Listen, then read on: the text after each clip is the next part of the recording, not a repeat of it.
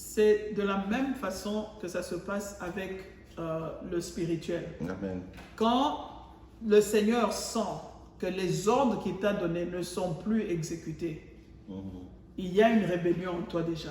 Amen. Il n'a plus d'autorité sur toi. Dès que tu te retrouves dans la désobéissance, tu es automatiquement dans le camp de l'ennemi. Amen. Parce que tu as donné l'autorité que Jésus avait sur toi à Satan, pour que Satan exerce maintenant son autorité sur toi. Amen. En acceptant les mauvaises pensées, comme on a dit, couvrir les pensées avec le casque du salut, pour que l'ennemi n'ait pas d'entrée dans tes pensées. Et il te suggestionne, les pensées connectent à ton cœur prend des décisions, et te voilà dans la désobéissance, sortir dans la main de Jésus est là te couvrant. Toi, tu dis non, laisse-moi un peu essayer hors de cette main. Amen. Et tu es hors de la domination de Jésus, tu es hors de sa protection. C'est ce que la désobéissance fait. Amen. Alors, tant que nous sommes dans la chose de Dieu, le mariage, c'est la chose de Dieu. Tant que nous sommes dans la chose de Dieu, nous n'avons pas le choix que d'obéir à celui-là qui est le promoteur du mariage. Amen. Il a ses règles et ses ordonnances auxquelles nous devons obéir. Il est le Dieu d'amour. Nous devons être amour. Nous sommes créés à son image et à sa ressemblance. Nous devons pratiquer ce que l'amour exige. Amen. Voilà pourquoi nous étudions ces étapes, pour que nous sachions freiner l'ennemi. Quand nous le détectons, nous étudions comment détecter l'ennemi et comment détecter ce qui est de lui et ce qui est de Dieu. Alors, quand nous détectons que ça c'est de l'ennemi, nous savons faire face et arrêter carrément la désobéissance. Ça veut dire refuser d'écouter à l'ennemi, mais continuer à écouter à celui qui nous a créés. Il nous a créés. Amen. Bien aimé, parce que l'obéissance est très importante. L'ennemi est libre d'agir. Quand maman vient de dire, nous sommes plus sous la couverture et la protection de notre Dieu par notre désobéissance. Amen. La Bible nous dit que les démons sont libres d'agir. C'est vrai. Nous chantons très haut que l'ennemi ne peut plus nous posséder, mais il peut tellement influencer notre vie parce que nous lui donnons libre accès. La Bible déclare que les démons sont libres. Une vie qui n'est pas totalement soumise à l'autorité de Christ, les démons peuvent aller. Vous lisez la parole de Dieu. Elle dit qu'ils viennent, ils entrent. Même si on les chasse par la délivrance, la Bible dit qu'ils vont. Ils cherchent des repos, puis ils reviennent. S'ils trouvent cette maison propre et balayée, ils entrent encore. Et cette fois-ci, avant d'entrer, ils vont chercher cette plus fort pour entrer. Donc, l'obéissance. Et la stratégie suivante aussi, mettez pour chaussures à vos pieds le zèle que donne l'évangile de paix. C'est-à-dire, bien aimé, simplement dit, faire des affaires de Dieu. Nos propres affaires. C'est-à-dire, pendant les jours que Dieu nous accordera sur cette terre, avoir du zèle, gagner le plus d'âmes possible pour le Seigneur. Quand nous étions, par exemple, au Sacré-Cœur, on nous enseignait gagner les âmes, être occupé aux choses de Dieu. On n'a pas le temps, bien aimé, de laisser l'ennemi entrer, influencer notre vie. Parce que jour et nuit, on était occupé aux choses de Dieu par la prière, par le jeûne et par les enseignements et surtout en allant évangéliser, bien aimé.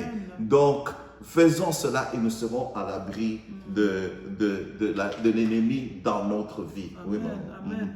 J'aime bien quand tu parles d'évangélisation. Aujourd'hui, quand nous pensons à l'évangélisation, nous voyons seulement aller vers les autres, ouvrir la Bible, réciter les versets bibliques, essayer de convaincre l'autre, c'est ça ce qu'on appelle travailler pour Dieu aujourd'hui. Bien aimé, le plus grand travail pour Dieu, c'est notre comportement. Amen. Il y a des moments où tu n'as même pas besoin de dire un mot à quelqu'un, mais la personne sent Christ en toi. Amen. Tu es une Bible ambulante. Tes actions sont bibliques, tes paroles sont bibliques, tes pensées sont bibliques.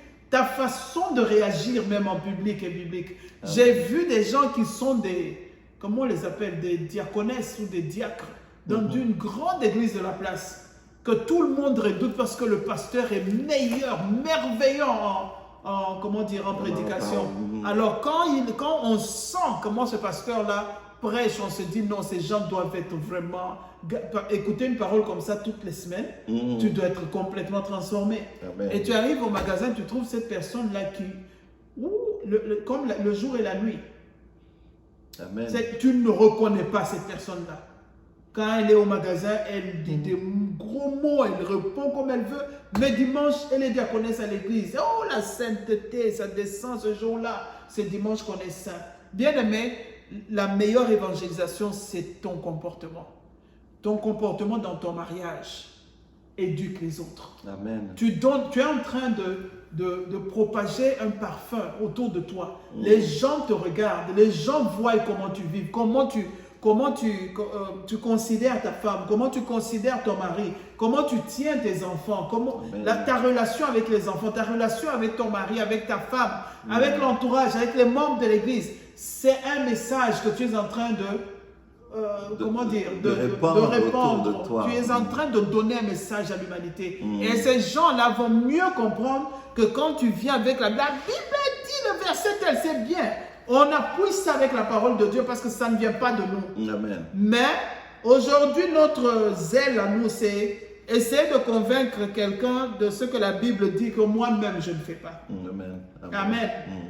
Alors là, moi je dis, je nous conseille, nous nous entre-conseillons que nos actions parlent plus fort que nos paroles. Que nos paroles, amen. Que nos actions prêchent plus fort que nos paroles. Que nos foyers prêchent plus fort que ce que nous pouvons convaincre les gens d'eux. Amen. Voilà, donc bien aimé, c'est très très important. Maman a raison, la Bible nous commande de répandre la bonne odeur de Christ autour de nous. N'est-ce pas qu'il est dit dans le mariage qu'une femme peut gagner son mari en silence, sans parole, mais par son comportement. Alors efforçons-nous de servir Dieu. Nous avons été sauvés. Dieu nous a donné son amour, il nous a acceptés tels que nous étions, nous a pardonnés, nous a transformés et il nous envoie aussi pour répandre le règne de Christ parmi les nations pendant tous les jours que nous allons passer sur cette terre. Gagner le plus d'âmes possible, bien-aimés. Alors, quatrième stratégie, prenez par-dessus tout le bouclier de la foi. À continuer à avancer malgré tout ce qui peut arriver comme difficulté, comme poids, comme oppression, tout ce qui peut surgir. Continuer à avancer, c'est ça la foi. Croire que ce que Dieu a dit, il le fera et agir selon cette parole. Parce que la Bible nous dit qu'il faut que ceux qui s'approchent de lui croient qu'il existe et qu'il est le rémunérateur de ceux qui le cherchent. Oui, maman. Ce que je peux donner comme bon exemple pour illustrer ça, tu vois quand l'armée américaine va au combat, Amen. Ceux qui sont devant, qui doivent frayer le chemin, ils n'ont pas besoin de s'arrêter et dire l'Amérique a dit, l'Amérique sera derrière nous, le président est là, le Congrès est là. Non, non, non. Il a mis dans sa tête que là où je vais là, je dois arriver au but. Amen. Alors tu le vois devant là. Moi, si on me met comme ça, comme je ne sais même ni tenir le revolver ou l'arme de feu, je vais détaler, je vais laisser l'arme. Mais non, eux, ils continuent à foncer. Ils vont foncer jusqu'à ce qu'ils vont arriver à leur but. Ils ont l'objectif d'aller délivrer des Américains qui sont en captivité quelque part. Ils vont contre vents et marées. Amen. Avec une assurance, parce que si tu n'es pas sûr, tu ne vas pas continuer. Amen. C'est ça même, donc tu mets je ne sais pas, un bouclier invisible. Amen. Les balles tapent dessus, toi tu dis je dois arriver au but. Amen. Dans ta tête, c'est l'image de la personne que tu dois sauver là-bas. C'est toi qui es là-bas dans le camp de l'ennemi. Alors les vents soufflent, tu continues. Le feu, tu continues. Il pleut des grêles, tu continues. Les lions rugissent, toi tu continues. Jusqu'à ce que tu vas atteindre le but. Tu arrives là-bas, tu sauves ton âme du camp de l'ennemi et tu le ramènes dans le camp de Jésus. C'est ça le bouclier de la foi. Croire que je suis à mesure d'arriver et d'arracher à l'ennemi ce qui est à moi et d'accomplir la volonté de Dieu. Amen. Les situations sont impossibles dans la maison. Toi-même, tu te dis non, ça là, ça va me rendre dingue et fou. Mais une seule chose est vraie. En tant qu'enfant de Dieu, j'y arriverai. C'est tout ce qui compte. Je vais passer ce cap-là que l'ennemi a mis devant moi. ce trou-là, c'est Jésus-Christ qui est le pont. Amen. Alors, puisque Jésus est le pont, moi, je vais garder la foi et je vais arriver jusqu'au bout. Amen. Amen. Puisque Jésus a dit aussi, je serai toujours avec toi, je ne t'abandonne. Amen. Dans le mariage, cela est très très important parce que les tempêtes vont souffler et vont se déchaîner contre votre maison, mais elle ne va pas s'écrouler si elle est fondée sur Jésus-Christ, évidemment, par la foi dans ce qu'il a dit. Ceux qui s'approchent de lui croient qu'il existe, qu'il est le rémunérateur de ceux-là qui le cherchent. Et prenez aussi, au verset 17, prenez aussi le casque de salut, une autre stratégie, et l'épée de l'esprit qui est la parole de Dieu. Parlons un peu du casque de salut. Rappelons-nous, bien-aimés, en tant qu'enfants de Dieu, même dans le mariage, même dans notre vie personnelle, quelles que soient les attaques et les flèches, les traits enflammés du diable, rappelons-nous que nous sommes sauvés, que nous sommes à Christ. Il n'y a rien que l'ennemi fera pour nous voler cela. Je suis à Christ. Même s'il souffle des tempêtes, des torrents, bien-aimés, sache que je suis sauvé. Parce que là, l'ennemi attaque beaucoup d'enfants de Dieu qui arrivent à se décourager, sachant que si je suis sauvé, si Dieu m'aime, pourquoi je connais ceci? Alors, ils abandonnent, ils se refroidissent, bien-aimés. Mais sachant que même si les légères souffrances de ce temps présent ne sauraient en rien comparer au poids de la gloire qui m'attend, moi je sais une seule chose, que je verrai mon Dieu, quel que soit ce qui m'arrive. Soyez comme les amis de Daniel. On dit, on les a menacés même de mort, de les brûler. Il dit, nous resterons fidèles à ce Dieu-là parce que nous le connaissons, nous l'aimons, nous croyons en lui. Même si, roi, tu nous brûles, nous lui resterons fidèles. Donc, même si nous allons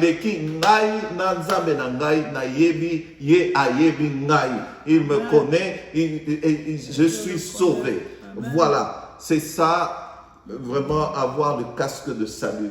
Être ferme dans son esprit, savoir qu'on est sauvé et qu'il n'y a rien qui puisse arracher cela. Oui, maman. Amen. Je me rappelle, je crois que c'est dans les Actes des Apôtres, acte 3, à partir du verset 14, quand Pierre était jugé parce qu'il venait d'accorder une guérison à un boiteux. J'aime la réponse de Pierre. Il n'a pas dit, voilà, c'est au nom de Jésus que j'ai fait. C'est au nom de... Non, c'est ce que le diable dicte à nos pensées facilement. Tu es capable de faire ça. Tu te retrouves en train de guérir quelqu'un directement, il te dicte que non, c'est toi qui as fait. Non, Pierre a bien répondu. C'est par celui-là que vous avez régné là. Amen. C'est par celui-là que vous avez préféré qu'on libère un meurtrier, mais qu'on tue le saint, le juste. C'est par ce juste-là que ce monsieur se tient devant vous fort. Amen. Et ses jambes sont solidifiées, le monsieur s'est marché devant vous. Alors, les yeux peuvent voir. Comment la vie peut revenir dans le corps, c'est par ce juste-là que vous avez tué. Vous avez préféré qu'on vous donne un meurtrier. Amen. Cette réponse-là dit tout. Cette réponse montre l'humilité de cœur et d'esprit. Cette réponse montre l'obéissance totale et la compréhension totale des choses de Dieu. Et cette réponse-là ressort le fait que malgré qu'il était celui que Jésus avait dit, je bâtirai mon église sur toi, il n'a pas écouté ce que l'ennemi dicte toujours. L'ennemi passe par nos pensées. C'est pour ça que nous devons couvrir nos pensées avec quelque chose qui est divin, qui est spirituel, la parole de Dieu. Amen. Nous devons mettre le Saint-Esprit dans nos pensées. Nous devons... Comment mettre le Saint-Esprit? Lui donner accès à nos pensées. Si le Saint-Esprit a l'accès à nos pensées, l'influence de Satan n'aura plus d'emprise sur nos pensées. C'est le Saint-Esprit qui doit nous habiter. Quand nous commençons à raisonner, c'est le Saint-Esprit qui va raisonner à notre place. Il raisonne mieux, il est plus sage que nous, il est plus intelligent que nous, il a été au commencement, il sera à la fin. Il connaît toutes choses. Il sait ce qu'il faut mettre dans nos bouches comme parole. Il sait ce qu'il faut mettre comme sentiment en nous. Il sait comment dicter nos pensées pour que nous puissions agir selon Christ. Amen. C'est très, très important. Très important, bien-aimé.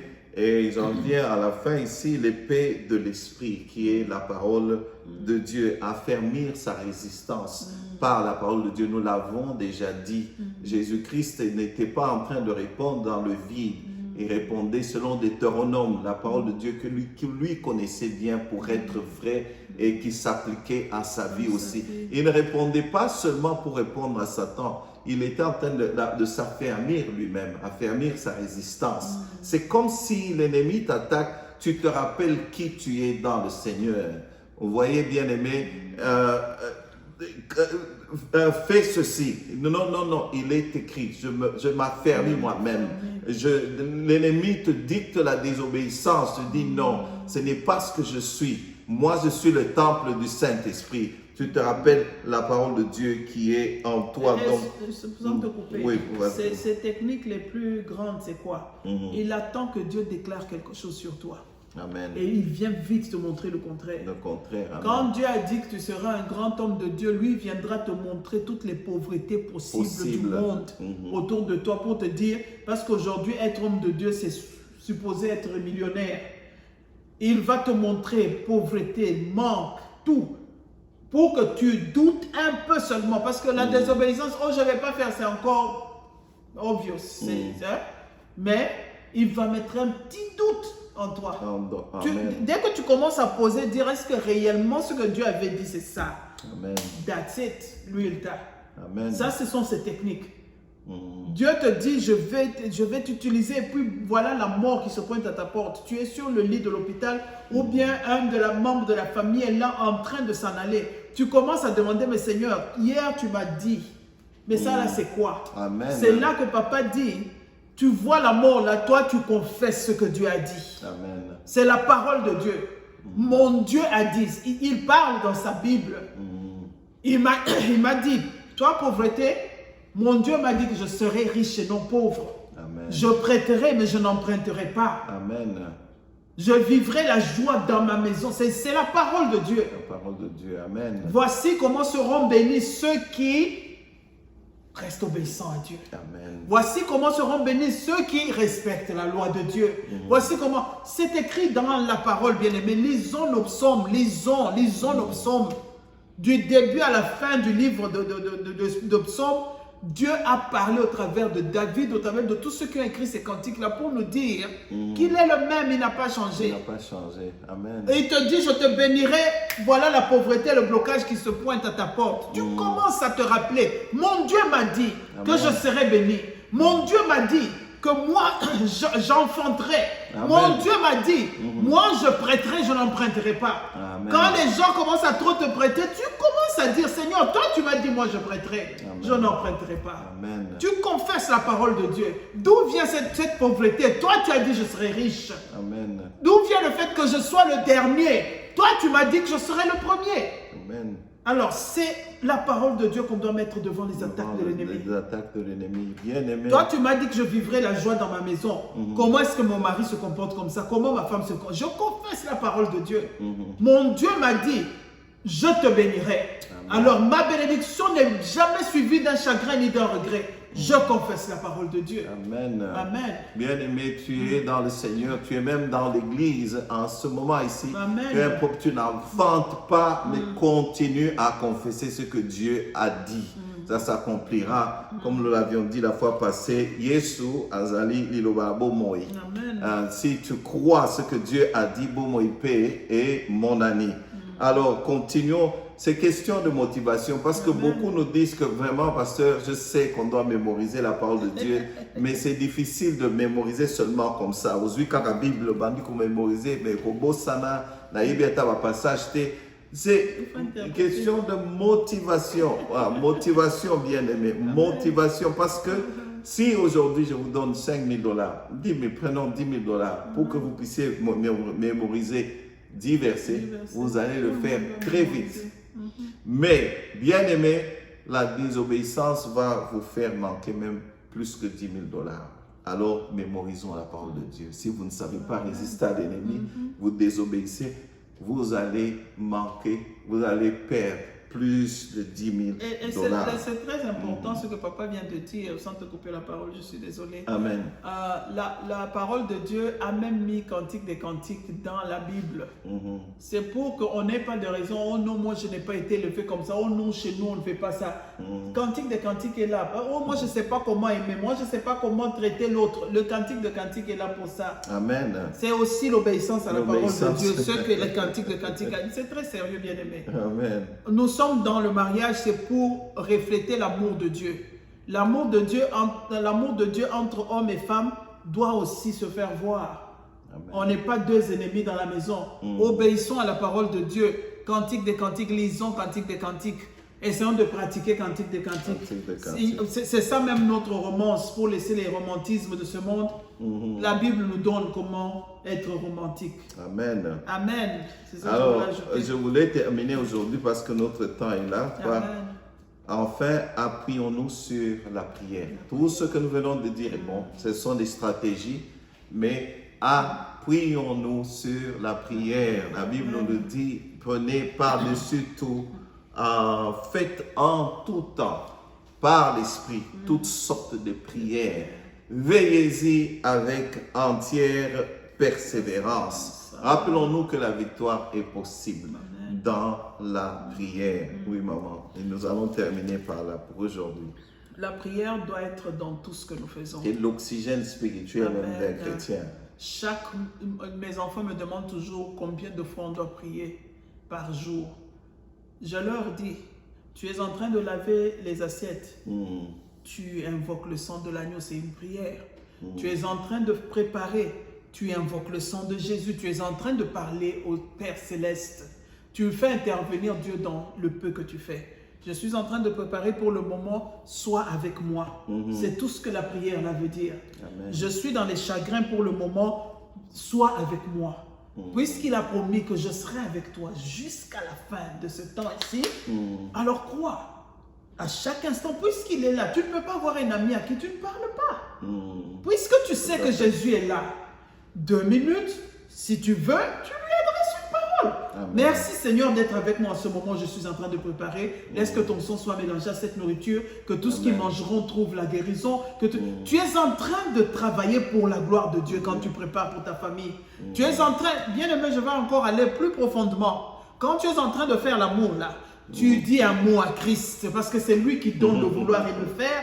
Ce n'est pas ça, papa. Amen. Amen. C'est très sérieux. Nous parlons des choses divines. Celui qui a créé les relations sexuelles, c'est notre Dieu. Il faut le glorifier avec ce qu'il nous a donné. Amen. Et tu lui dis 2 mots. Seigneur, merci d'être présent. Parle à ton Dieu à n'importe quel moment. Tu es dans la voiture, tu conduis, prends un moment. Adresse ton mot à Dieu. Seigneur, merci d'être avec moi. C'est comme ça qu'il nous protège des accidents. C'est comme ça que même le plan de l'ennemi, il a préparé un plan pour toi. Dès que tu as invoqué son nom et qu'il est présent, le plan de l'ennemi n'a pas le choix que d'être annulé. Amen. Parce qu'en présence de Jésus, il y a d'abondantes joies. Il n'y a pas de regret ni d'attaque de l'ennemi. C'est le secret, bien-aimé. La prière est un secret. Comme papa l'avait dit la fois passée, on se fâche, tu viens de dehors, tu arrives dans la maison, tu trouves ton conjoint, ta conjointe, tu trouves qu'il y a une influence satanique qui vous pousse à vous chamailler. Bien aimé, prends ce moment-là, adresse 2 mots à Dieu. Quand l'huile descend, la tempête se calme. Amen. Il faut avoir l'habitude de parler à Dieu à chaque moment. Les difficultés dans lesquelles nous nous trouvons persistent parce que nous essayons de trouver une solution de nous-mêmes par nos propres forces. Mais si on a l'habitude de chaque moment dire un mot à Dieu, chaque instant dire un mot à Dieu, bien aimé, on va voir qu'il y a des montagnes qui vont s'écrouler seules sans qu'on ait dit au nom de Jésus. On aime bien, on passe une année sans prier, puis on prend un long jeûne au nom de Jésus. Bien aimé, c'est beau. Mais aie la vie de prière. Que chaque jour, chaque instant, s'il faut chaque heure, chaque seconde, que tu sois avec Christ en communication. Amen. Si la communication avec ton conjoint n'est pas bonne, tu ne sauras pas tenir cette relation-là. Si ta communication avec les enfants n'est pas bonne, tu perds ces enfants-là. C'est la même chose avec la communication avec Dieu. Si elle n'est pas entretenue et qu'elle n'est pas bonne, tu perds cette relation avec ton Dieu. Amen. On n'attend pas la fin de l'année comme nous on fait par exemple le jeûne de janvier là. Je passe toute l'année, le nom jeûne n'est pas dans mon collimateur.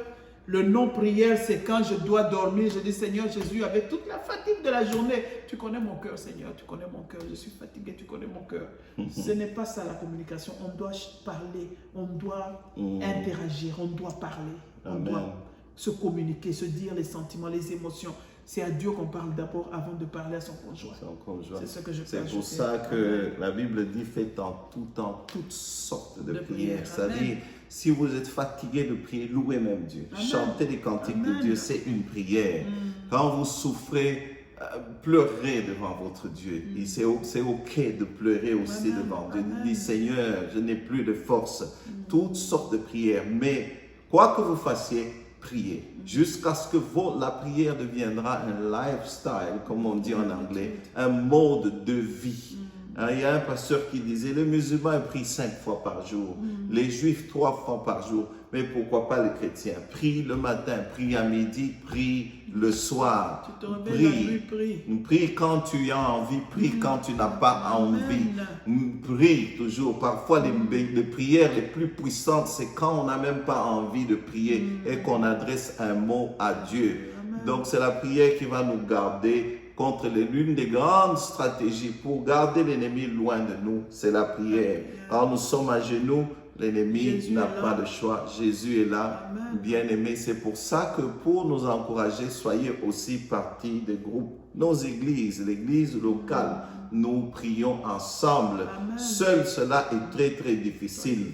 Oui, l'esprit est disposé, mais la chair est faible. Même Jésus avait pris 3 disciples avec lui pour aller prier avec lui, pour l'assister dans la prière. Paul disait, combattez avec moi, priez pour moi qu'il me soit donné, quand j'ouvre la parole d'annoncer et que les portes soient ouvertes pour aller annoncer la bonne nouvelle de Christ. Donc, nous nous arrêtons là. Oui, maman. Puisque papa parlait de Paul, je voulais revenir sur le zèle, le service de Dieu, comme papa dit. Papa a insisté, c'est très sérieux. Bien aimé, si tu veux garder une vie de prière constante, tu dois être occupé aux choses de Dieu pour que tes pensées ne soient pas tout le temps occupées aux chansons du monde, à tout ce qui se passe dans le monde. Aujourd'hui, on parle de pandémie, on parle du président de la République. Tout ça, là, c'est une distraction, en fait. Bien aimé, restons humains, mais avec Christ. Papa parlait de Paul tout à l'heure. Bien aimé, la meilleure façon, parce que tu peux te dire, pour le moment, je n'ai pas d'église, mais bien aimé, tu peux travailler avec les hommes de Dieu. Tu peux aider des églises, tu peux aider des hommes de Dieu. Il y a des gens qui ont aidé le ministère de Paul, qu'on n'a même pas cité dans la Bible. Paul, partout où il passait, il y avait des gens qui soutenaient son ministère financièrement, physiquement, des gens qui venaient checker sa santé tout le temps, des gens qui n'allaient pas prêcher. Quand il allait prêcher, il ne sortait pas avec ces gens-là. Mais c'est des gens qui étaient sûrs que Paul ne manque pas d'argent, que Paul ait une bonne santé pour arriver à se tenir devant là-bas et parler. Voilà, tu peux travailler pour Dieu à n'importe quel moment. Tu peux faire ça de ta maison, tu peux faire ça dans l'église. Il y a plusieurs façons. Tu donnes ta dîme, c'est aussi honorer Dieu. Tu donnes tes offrandes, tu honores Dieu. Tu peux faire une offrande de ta famille et donner à une église ou à un homme de Dieu qui peut aider son ministère à aller de l'avant. C'est comme ça qu'on attire l'attention de Dieu. Ne restons pas là comme si on est à l'arrêt du bus attendant quand est-ce que Jésus va se pointer. Jésus ne nous doit rien. C'est nous qui lui devons tout. Ce que tu as maintenant là, c'est Christ qui te l'a donné. Tu peux servir Dieu avec ta santé, ta beauté, avec l'argent qu'il t'a donné, avec la famille qu'il t'a donné. Dieu attend un signe de ta part pour sentir que non, il est vraiment à toi. Tu dois lui montrer que tu l'aimes. Tu dois montrer au Seigneur que je suis là, je vais supporter tes hommes de Dieu, je vais supporter ton ministère. Je serai là pour toi, Seigneur. Alors, qu'est-ce que tu veux que je fasse? Dieu va te montrer ce que tu dois faire. C'est ce que je voulais ajouter. Que Dieu vous bénisse. Amen, bien-aimé, que Dieu vous bénisse. Dans le mariage, essayons d'appliquer toutes ces stratégies pour ne pas laisser la place à l'ennemi. Prions sans cesse et lisons la parole de Dieu. Que Dieu vous bénisse à dimanche prochain. Amen.